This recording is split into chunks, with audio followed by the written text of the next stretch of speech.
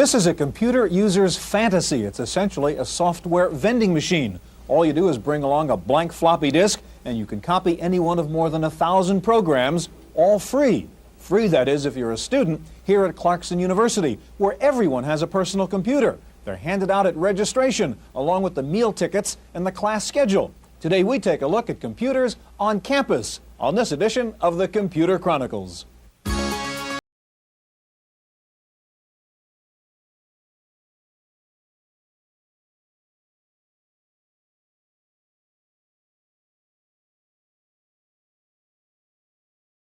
Computer Chronicles is made possible in part by the Software Publishers Association, which reminds you that software piracy is a federal offense.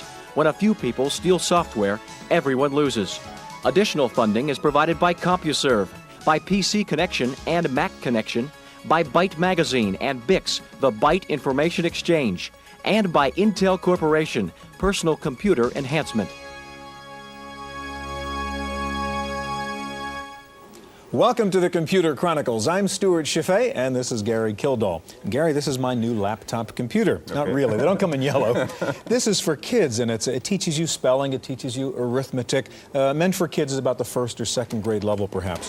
What I have up on the Macintosh is really neat. It's a calculus program that teaches you calculus. You can sort of flip through the pages, as you can see, as if it were a textbook, but you can do more powerful things like click on a function and see what that function looks like. Click on a term and see how it's defined. You can go over here, and after a while, it'll give you a little quiz. Does this graph represent a function? I'd say no, etc. The stuff looks very powerful, but you know, in getting ready for the show, I spoke to one university professor, and he said the computer as tutor has been a disaster. Why do you think that's been? Well, Stewart, I think we all know that human element has to be there. You know, a kid gets an A and pat in the back, a smile, you know, so little forth. Smiling face on the Mac doesn't quite make it. Yeah. But computer-aided instruction has been around for years, ever since computers have been around, essentially. And as an aid or a medium to learning, it's a tremendously powerful tool. One of the things that Seymour Papert did in the MIT Learning Lab was really establish that learning about how computers work and programming was a very important part of the problem-solving process. Yeah. Well, it could be that programs like this might even make calculus fun to learn. Well, I enjoyed it. I don't know.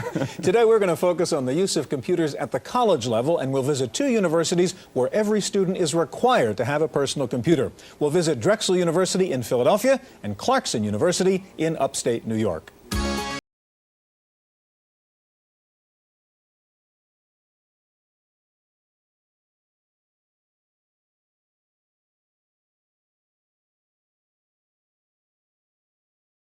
Clarkson University was founded in 1896 in Potsdam, New York, not far from the Canadian border. Located in a postcard setting of lakes, forests, and ski resorts, the campus has a traditional, even conservative appearance. But Clarkson made a break with tradition in 1983, when it became the first school to provide every student with a personal computer. The standard issue PC, a Zenith AT compatible, is not restricted to a certain classroom or building. Hey, what's up, Scott? A visitor walking into any dormitory on campus will find one in every student's room among the posters, the stereo, and the sports equipment. In fact, the original concept was to make the student PC as ordinary as any other college possession. One of the interesting things we felt of the program would be that when the student comes, they have their PC, they go through 4 years of college with their PC, they're going to want their PC when they leave, because they're going to have boxes and boxes of disks. As someone once said, it's going to be like their old raccoon coat. They're going to want to take it away with them. It's very interesting. You ask parents, isn't it wonderful that your student has a computer here at Clarkson? And everyone says, oh yes, this is just great.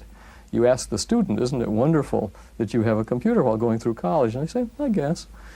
And the thing is, they've never been through college before without a computer. It's just the tool, it's the thing by which they go to college with, and it helps them. And so, sure, I guess it's nice to have. Clarkson began its innovative PC program in 1983 when a class of 800 incoming freshmen received the first computers. One of those students, now a Clarkson graduate, remembers the initial event.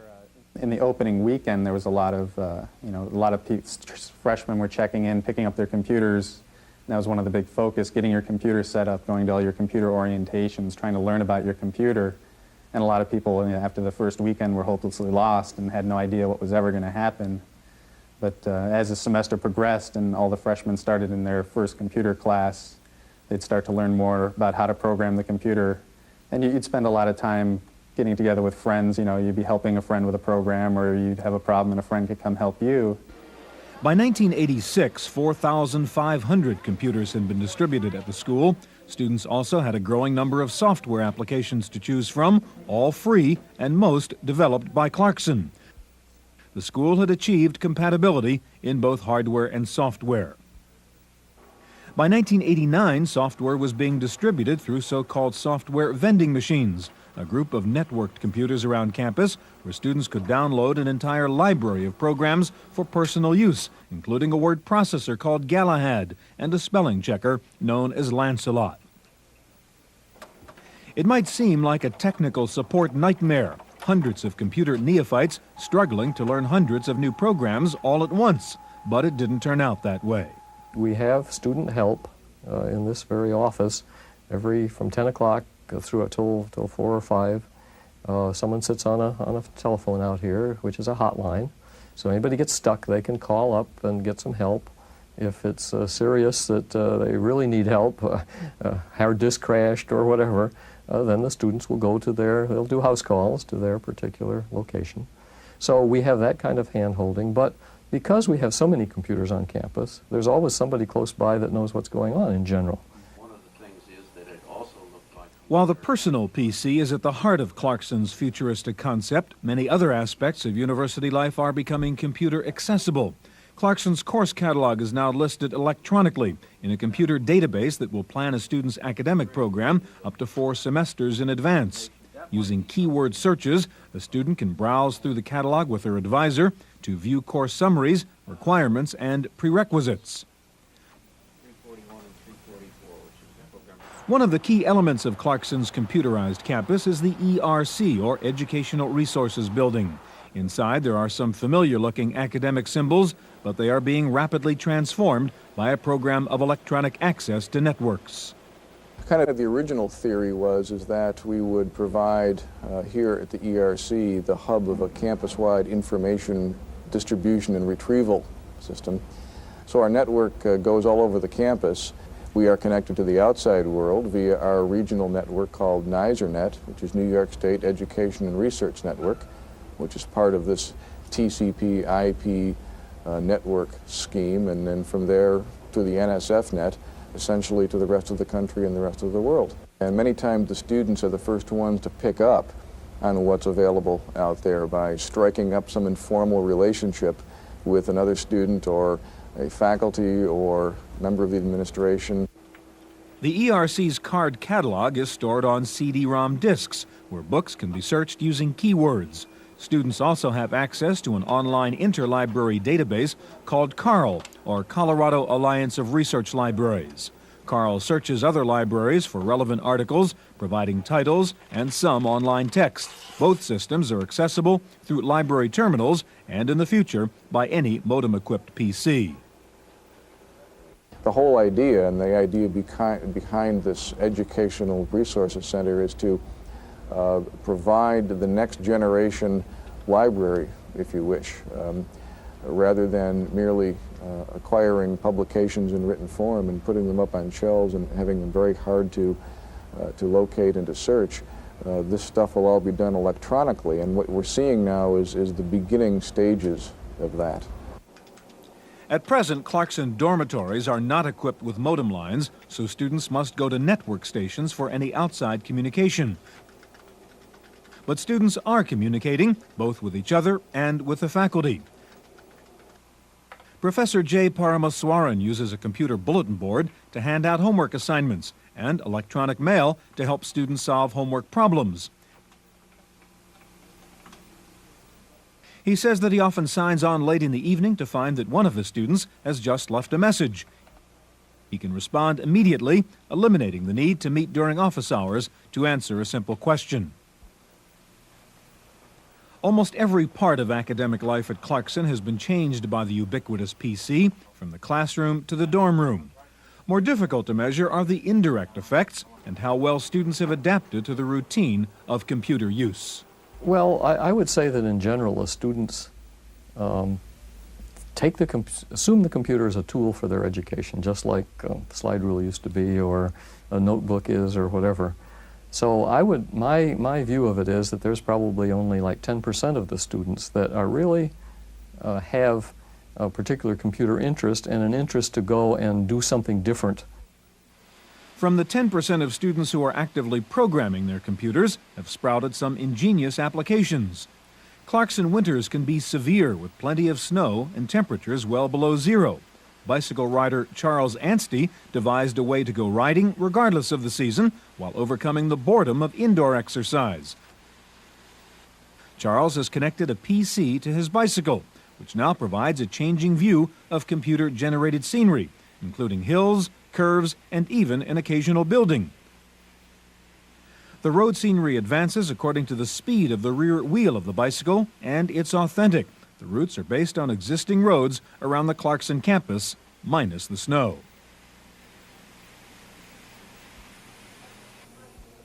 In some ways, Clarkson's 7-year-old computer program has been remarkably problem-free, but there are some unresolved issues. The school would like to keep the system open and simple to use without risking the loss of security. And there are costs involved to maintain and administer the program.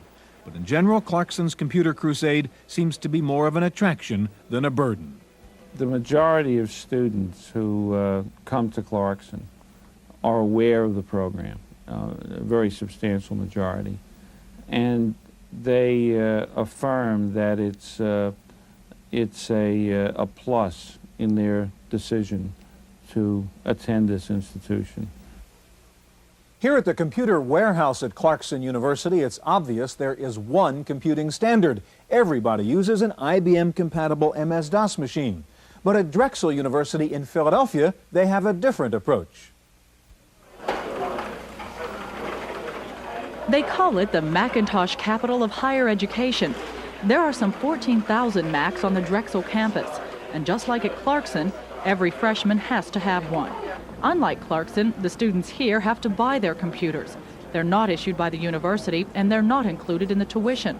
But there is little doubt the students like the idea. It will greatly enhance our chance of getting a better job and enhance our chance of doing well in our job. And in this new program we're in, the E4 program, Enhanced Educational Experience for Engineers, we have a larger amount of exposure than the normal student has. We're using programs like LabVIEW, which a normal freshman doesn't even know that it exists. The decision to go all Mac was made back in 1983, before the Macintosh was actually introduced. It was a risky decision, and the first freshman class really didn't know what to do with those closed little boxes that had only 128K. I think when it started, everybody really didn't know what these machines are going to be used for. But as we progressed, as the second year came around, the third year, we really began seeing the real use of this, and not only as something to type and print out papers on, but really to use it as a tool for an engineer, which I think is probably the most important thing a computer gives us right now. The decision to go with the Mac was partly due to a great financial deal from Apple. The decision to force one standard on the entire university was part of the administration's overall strategy. We wanted to be able to systematize the system. We wanted to be able to have one machine. We wanted to be able to determine what the software bundles were, so that under those circumstances, faculty members from all the different colleges may be working on the same system, have access to the same kind of software, and therefore we said, we strongly recommend that you acquire this, and actually what the students think when they come to the institution is that I must get this. It's part of the portfolio to be a Drexel University student. Having a Macintosh computer on every desk is great for learning, but there are some associated problems. A Mac in the dorm room is like having a video game arcade on your desk, and so computer games often become the main dorm room activity on the Mac. Software piracy is another problem. While the piracy is limited mostly to games, students freely swap software, though there is a strong university policy against unauthorized copying. And with lots of Macs and lots of copying comes a high risk of viruses. Indeed, Drexel suffered a major virus attack last year that has led to antivirus protection schemes for most Mac users here.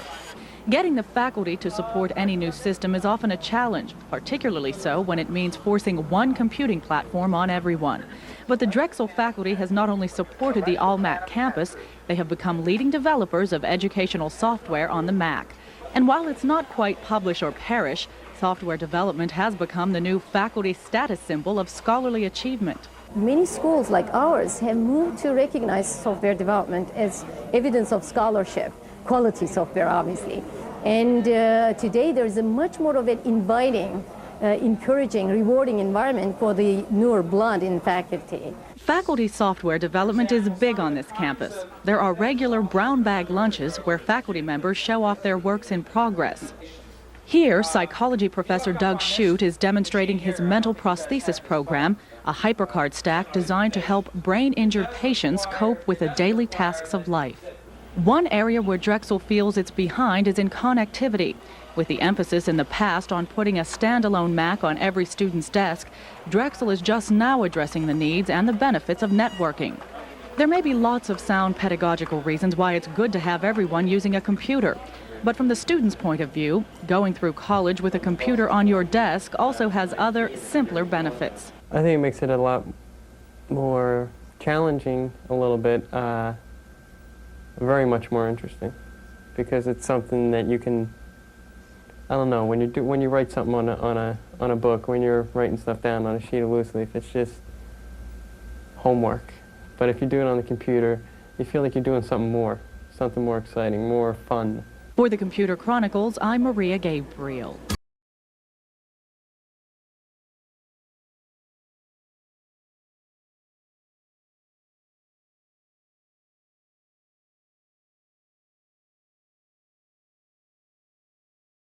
Significant impact on the students at Clarkson, but the fact that every student has a computer means the faculty can teach in a different way.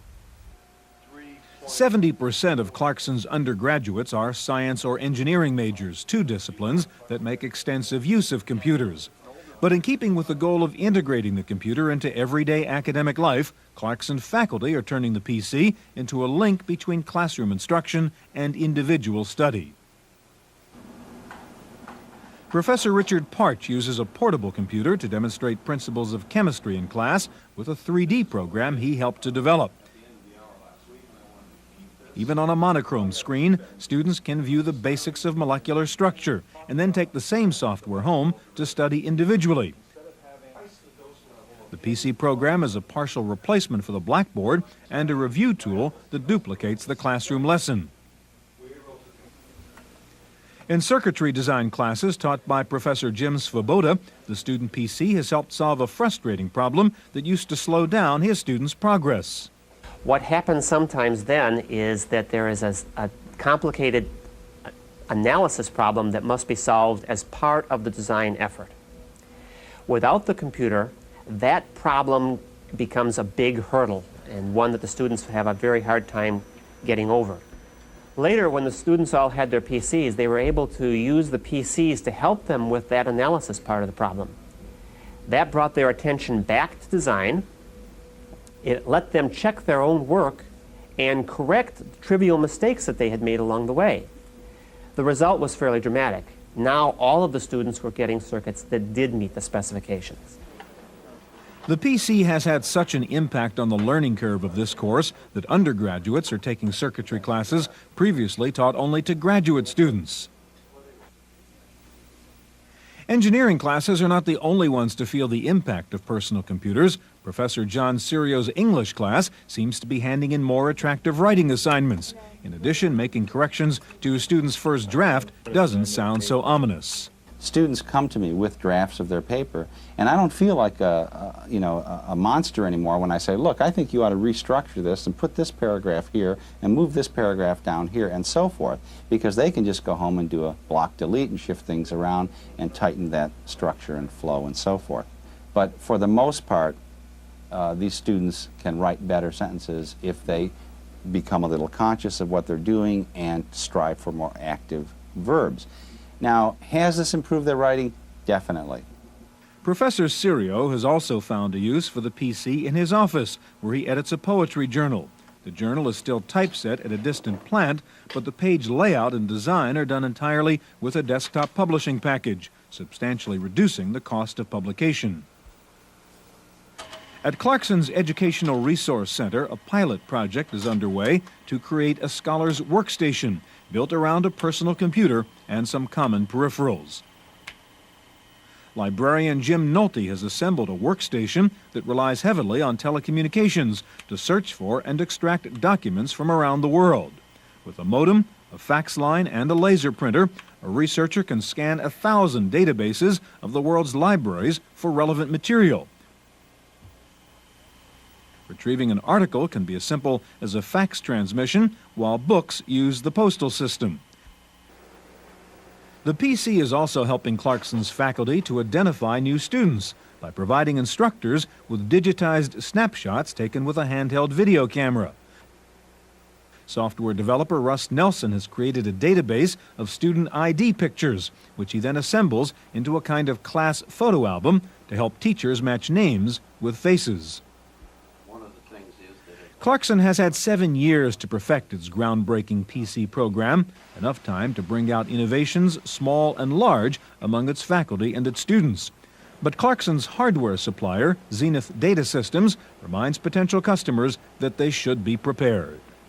The college who's considering requiring all of their students to purchase computers, or at least at a departmental level, needs to think a lot about the after-sale systems that are in place to provide service, support, training, to get those students and our faculty, if that's part of the program, to use machines beyond what the 2 or 3 items that they were intended to use them for. And the other one is the cost of adding the computer up front, and that's something I don't need to tell the education community, but that's a major issue right now, is does one in a competitive education environment price themselves in or out of a market?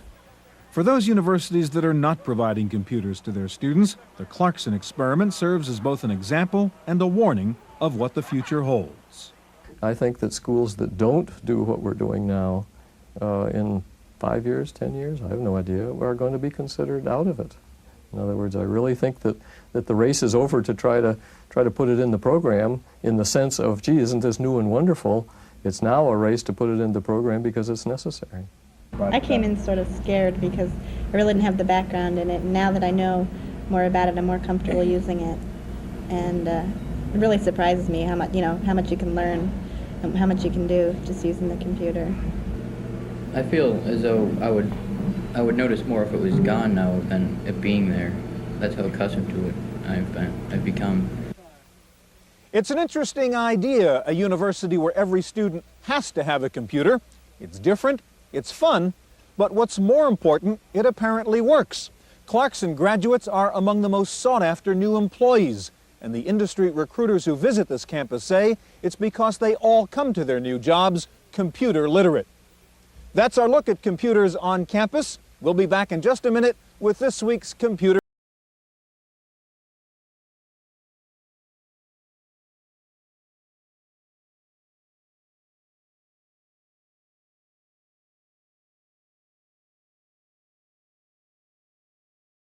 Has introduced a new 386 laptop with a pointing device that replaces the mouse. The tilting bar is built right below the keyboard space bar. The 12-pound laptop also comes with Windows 3.0 already installed on its standard 60-megabyte hard disk. Other features include a 3.5-inch floppy disk drive and a backlit VGA screen. Shipments are expected to begin next month. Commodore Business Machines is giving away free color monitors to customers purchasing an Amiga 2000 HD or 2530. Customers qualify for the $400 monitor if they buy one of the 2 computers by September 29th. Commodore says it hopes to boost its share of the small business market with their promotion. AST Research has announced a new toll-free telephone support service for its customers in the U.S. and Canada. Help is available Monday through Friday from 5 a.m. to 6 p.m. Pacific Daily Time, and the number to call is 800-727-1278. Technical assistance for systems-related inquiries will be provided free of charge to all end users and non-service center resellers. And Hewlett-Packard says it's relocating the headquarters of its personal computer group from California to France. More than half of the company's PC and terminal sales generate abroad, and Europe has been its fastest-growing market. Some PC research and marketing operations will remain in the United States, and staff reductions at the Sunnyvale office are not expected. And for those others looking for hot tips into setting up business deals in the Eastern European market, you can now tap directly into the government's electronic economic bulletin board. The Commerce Department's Trade Opportunities Program provides export leads on a daily basis. It's updated as soon as new opportunities open up. Those wanting to subscribe to the system should contact the National Technical Information Service. A small subscriber fee may be charged. Well, not much movement in this week's Top 10 PC software. According to PC Connection, Windows 3.0 still tops the chart, followed by PC Tools Deluxe. In next is WordPerfect 5.1, Expanded Memory Manager, and Quicken 3.0.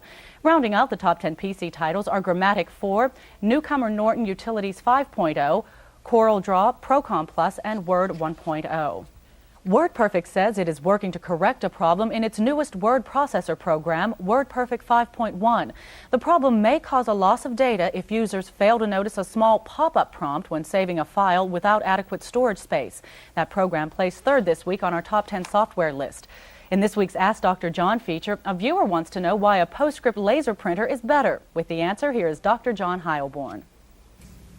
The primary difference between a PostScript printer and other printers is the way in which they handle the dots and images that they produce.